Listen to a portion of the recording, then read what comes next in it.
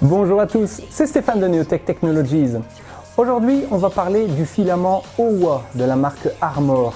Ce filament a quelques particularités, entre autres ses couleurs qui sont incroyables, et ce sera tout de suite après le générique.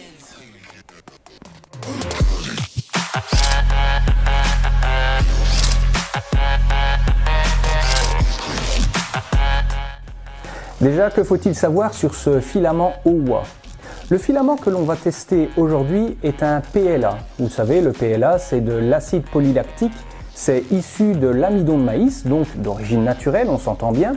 Mais il y a une deuxième gamme dans la marque Armor. La deuxième gamme, il s'agit du PS pour polystyrène. Ce n'est pas ce qu'on va tester aujourd'hui parce que mon imprimante, étant donné qu'elle n'a pas de hotbed ou de plateau chauffant, je ne peux pas le tester sur ma Dagoma. Toujours est-il qu'on m'a refilé une bobine de Owa vert fluo du plus bel effet et vous allez voir, vos prints vont être magnifiques. Alors parlons maintenant caractéristiques. Effectivement, ce PLA high pour être plus précis, doit être extrudé entre 200 et 220 degrés. Deuxièmement, il est conseillé d'utiliser un plateau chauffant, mais ce n'est pas indispensable étant donné que je l'ai utilisé sur ma Dagoma qui ne possède pas de plateau chauffant et ce filament offre également une résistance de 28,9 kg pour 10 mm². Ce n'est pas le plus résistant que j'ai utilisé jusqu'à aujourd'hui, mais ce n'est pas le but de ce filament. Effectivement, ce filament offre une résistance au choc et non pas une résistance à la traction comme je le fais d'accoutumée. Donc je prends un appareil, j'offre une traction sur cette pièce qui est toujours la même dans tous mes tests et effectivement le test était moins élevé, la résistance était moins élevée.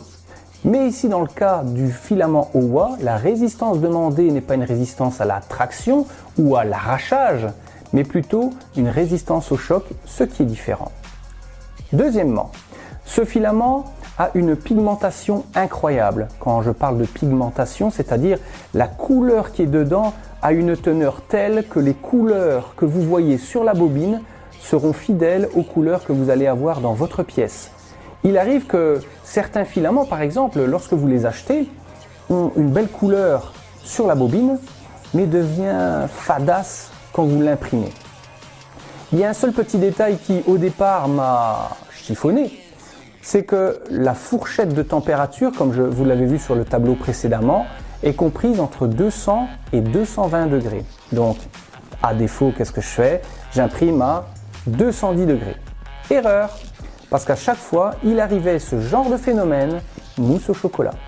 Alors, même si ce phénomène n'est pas très agréable, on préfère avoir une pièce qui est bien finie et réussie.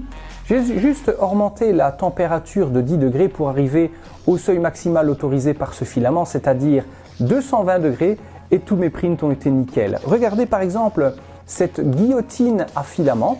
C'est un tout petit appareil qui permet de couper votre filament à l'angle adéquat. Comme ça, vous pouvez l'insérer dans votre extrudeur, c'est nickel. Si vous avez encore des petites vis de votre imprimante sous la main, un vieux ressort de stylo ainsi qu'un ancien bout de lame de cutter, vous serez le plus heureux de tous les printeurs fous avec cette petite guillotine à filament qui est vraiment très pratique. Mais ce n'est pas tout. On a parlé donc de la pigmentation. Et regardez par exemple ce genre de print. Il s'agit d'un hand spinner, comme nos amis américains le disent si bien. Ce hand spinner est vraiment magnifique. Et ce qui est particulier aussi, c'est le toucher. En général, quand on imprime du PLA, on a tendance à toucher tout bonnement du plastique. Ici, le toucher est un petit peu velours. C'est vraiment sympathique, c'est très agréable.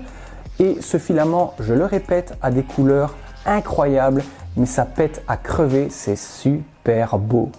Je vous encourage donc à avoir ce genre de filament dans votre cheptel. Il est magnifique. Si vous avez des questions d'ailleurs sur ce type de filament, sur d'autres filaments, n'hésitez pas à regarder mes vidéos qui traitent de ce sujet. Si d'ailleurs celle-ci vous a plu, n'hésitez pas à liker, ça me fera vachement plaisir. Et si vous désirez en savoir plus sur mes lives, sur la 3D, sur la technologie, abonnez-vous, c'est gratuit, ça tombe bien. Et sur ce, moi je vous dis à la prochaine.